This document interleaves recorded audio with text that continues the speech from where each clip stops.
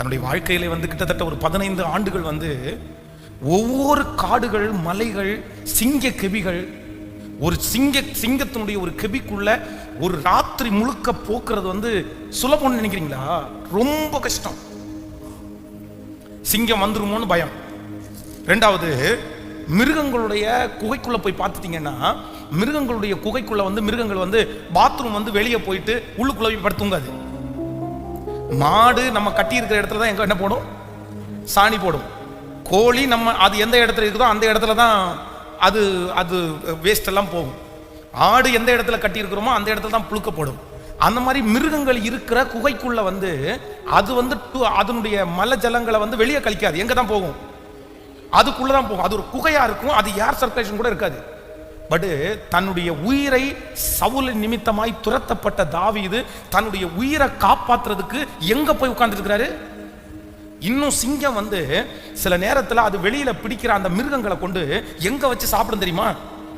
குகைக்குள்ள கொண்டு சாப்பிடும். அதுக்கு அது நாத்தமா தெரியாது.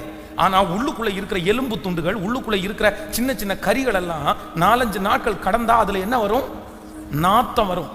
ஒரு சிங்கத்தினுடைய கெபியில போய் ஒளிஞ்சு தான் படுத்து நித்திரை செய்வது என்கிறது சாதாரணமானதல்ல.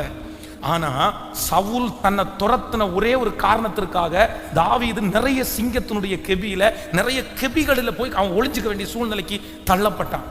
ஆனா அத்தனை வருஷம் தாண்டி நேருக்கு நேராக சவுலை ஒரு நாள் சந்திக்கக்கூடிய சூழ்நிலை வரும்போது தாவீது அங்கே இருந்து சவுலே அப்படின்னு நான் கூப்பிட்டான். இல்ல அப்படின்னா ஏதாவது ஒரு திட்டின வார்த்தையினால கூப்பிட்டான். என்ன சொன்னா தெரியுமா? என் தகப்பனே, என் தகப்பனே, நீங்க எனக்கு என்ன தீமை செய்ய நினைச்சாலும் நான் உங்களுக்கு ஒரு தீமையும் செய்யறதுக்கு எப்படி? தன்னை ஒருவன் தன்னுடைய உடம்பளவில் தன்னை காயப்படுத்துறாரு, மனசளவில் தன்னை காயப்படுத்துறாரு, தன் ஃபேமிலியோட இல்லாம அனாதையாய் சுத்துற அளவுக்கு தன்னை கொண்டு போய் விட்டாரு. ஆனா இவ்வளவு காயப்படுத்தினதுக்கு பிற்பாடும் தன்னுடைய கேரக்டரை தாவீது என்ன பண்ணிக்கலன்னா மாத்திக்கவே இல்லை. ஹல்லேலூயா, ஹல்லேலூயா.